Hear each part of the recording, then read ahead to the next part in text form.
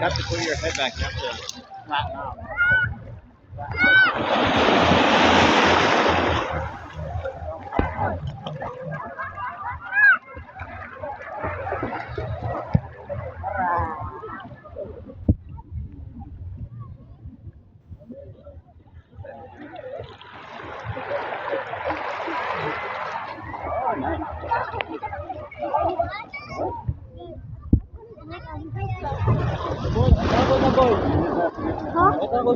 Dua kabot.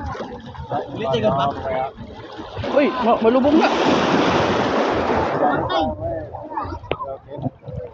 Abigot.